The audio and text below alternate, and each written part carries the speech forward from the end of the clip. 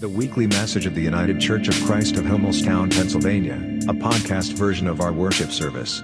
To learn more and listen to the rest of the worship, check us out online at homelstownucc.org.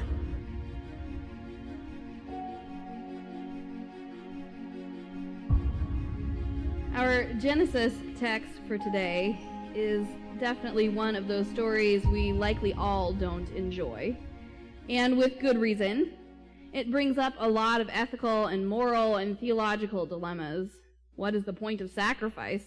We started our Bible study with this week. What is the goal of substitutionary sacrifice?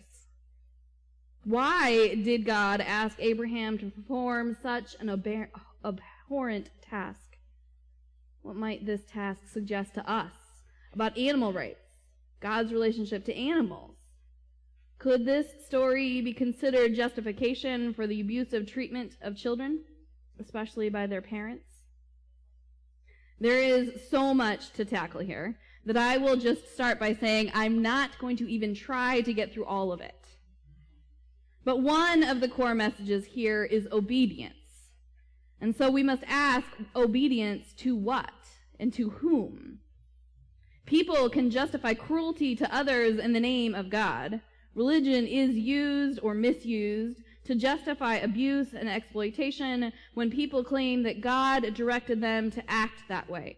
And this story is one of the reasons it can be so easily used.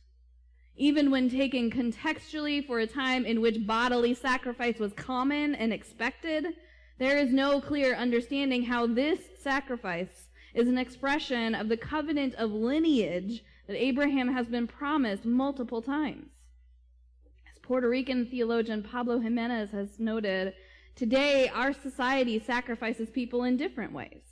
The most dangerous false god that threatens our world today is the market, which is the driving force behind many personal, corporate, and political decisions in the name of economic security and prosperity. Nations plant one crop to the exclusion of others, ceasing crop rotation, and exhaust the soil of its nutrients. People are summarily hired and fired according to profit margins with little thought of the human and social value of their labor. Health care is often denied to those who need it most. Sacrificing people is seen as part of the social cost of keeping the economy afloat. Genesis 22 reminds us that human sacrifice on any altar is simply wrong. And for that, I give thanks. So if one of the many aims of this text is to teach Abraham and his descendants that the God of Israel does not approve of or need or accept human sacrifice, we must hear it in that way so that we can listen for who Abraham is listening to what he responds. Here I am. Abraham repeats this phrase 3 times in this short scene. Here I am, he says to God. And only that. When God instructs him to suffer, to give up the thing he has been promised repeatedly. Here I am. He says to his child who questions the command, the faith he has offered without question. Here I am, he says to the angel of God who gives him the grace to stop this trauma from happening. To good and scary, Abraham says, here I am. He finds a way to be present to the horrors of his faith in the same way he stays present with hope in something better. There is so much pain in our world today, right? There is suffering and sadness, anxiety and anger that could surround us each day. And it is not enough to just say God will provide. I don't know that it should have been enough for Abraham. Where does individual responsibility lie when God provides? Where does forgiveness and mercy offered by others play into God's providence? What do we do when we are confronted by real, true evil, hatred, disaster, misplaced and misused power? God will provide falls as a shallow theology for the world we live in every day. Writer Rob Bell wrote in Drops Like Stars that creativity is our response to suffering, and in many cases offers us a way out of the pit that is made by religious injury. He writes that in disappointment, in confusion, in pain, the pain that comes from things going not how I wanted them to, that I find the same thing happening again and again, I come to the end of myself, to the end of my power, the end of my understanding, only to find in that place of powerlessness a strength and peace that weren't there before. In the messy and unglorious muck of suffering that we are able to fully claim our powerlessness over things that we cannot control, and scream, cry, respond in any way possible. As a society, as a species, we continue to do that over and over again, and it isn't a solution, I know, but it's the start of a conversation, a connection to all those others who have needed to scream and cry to the heavens of injustice. It allows us to make mental space for a healing to flow. And maybe this is what is happening between Abraham's words. What happens between each statement of "here I am" as time passes. Maybe this was the interior conversation in and through. "Here I am" to a God is followed by a monologue of tears and what ifs.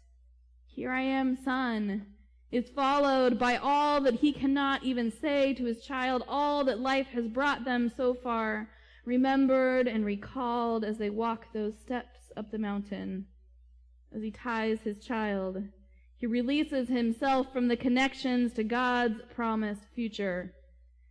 Maybe that last "here I am" is said in a pleading, fearful voice, with gratitude to stop this madness.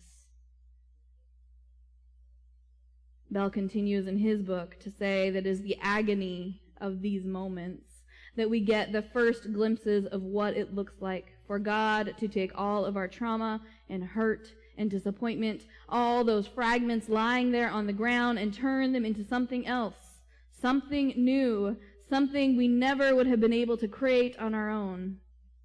Sometimes what happens to us when we suffer is that we become open to the mercy and grace and gratitude and gift and appreciation and joy that are around us always, all the time.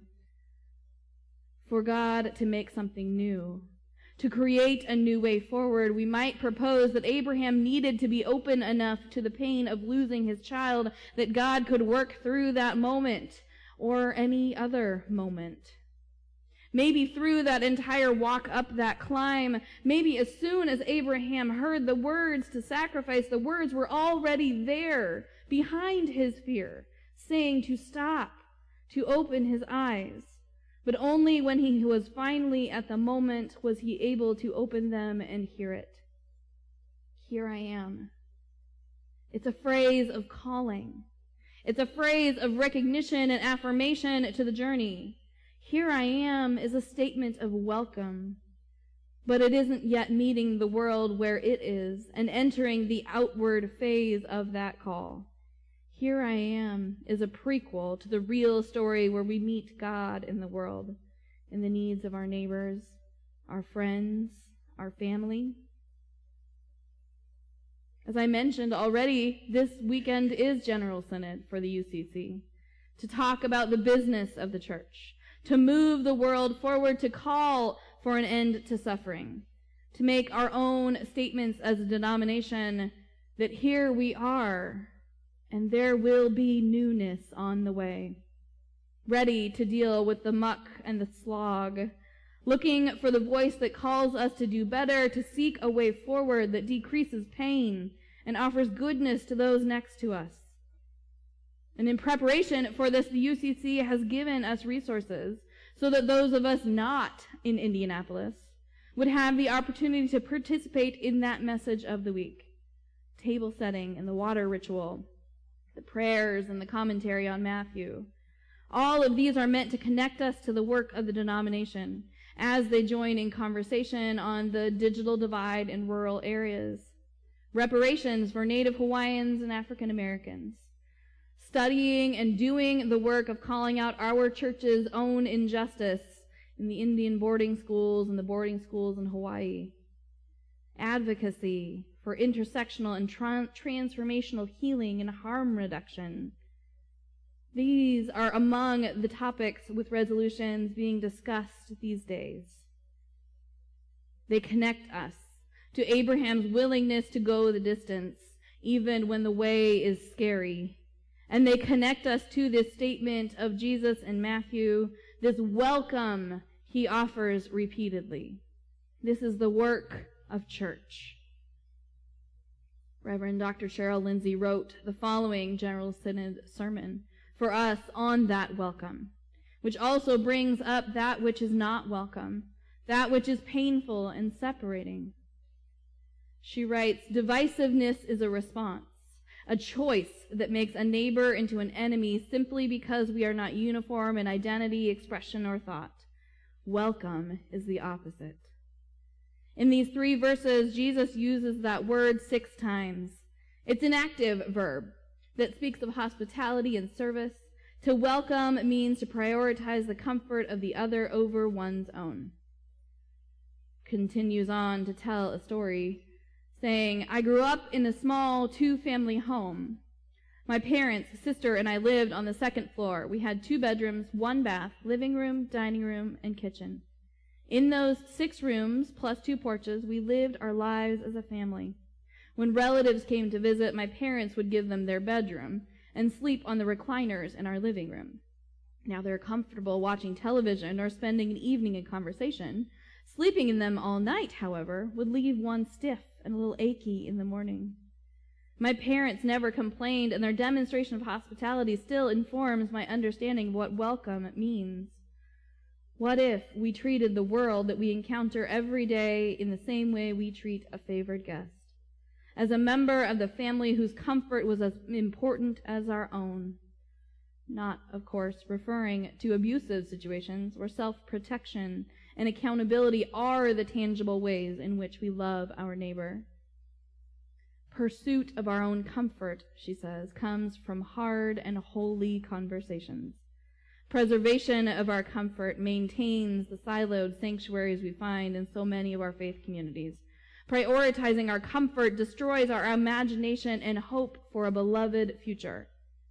We can choose welcome over comfort, and when we welcome the prophetic, we encourage ourselves.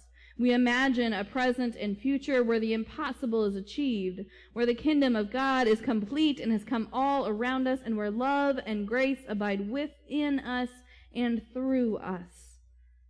Welcome the prophetic in the sanctuary, online and on site. Welcome the prophetic in the public square. Welcome the prophetic in the voting booth and the absentee ballot. Welcome the prophetic in chance encounters. Welcome the prophetic at our borders and in our businesses. Welcome the prophetic when it confirms what you believe and when it challenges what you know. Welcome the prophetic with family and foe. Welcome the prophetic in your prayers and in your ways. Let God's kingdom come and God's will be done. Welcome the prophetic. When we look at the story of Abraham, at this possibility of sacrificing Isaac, we see how it welcomed a prophetic voice too, how it informed future stories, how Jesus would have known and responded to this, and how we respond to it. So we take note of how this vision of welcome as a favored guest, how our ability to welcome the prophetic, as Reverend Lindsay stems from an ability to remain present to pain, as Abraham would have, and also to seek for God's goodness throughout. Life in community is about sacrifice, not just for one person or one being. When we come together as a species, as a denomination, as a family, we are made whole by sacrificing our superiority and seeking the best way forward for all. The pain of prophecy and the balm of welcome are what we all can offer this place. Calling out injustice, ensuring the health and well-being of others. Abraham was called and responded from his pain, "Here I am." Jesus was called, responded, and called others along the way to join the movement to welcome, to end pain. And we are invited now in each moment to find that same driving love to join our souls to the work of the moment, to respond with, "Here I am, and I am ready." It's heavy work, and yet it is the work of joy. God is with us on the way. Amen.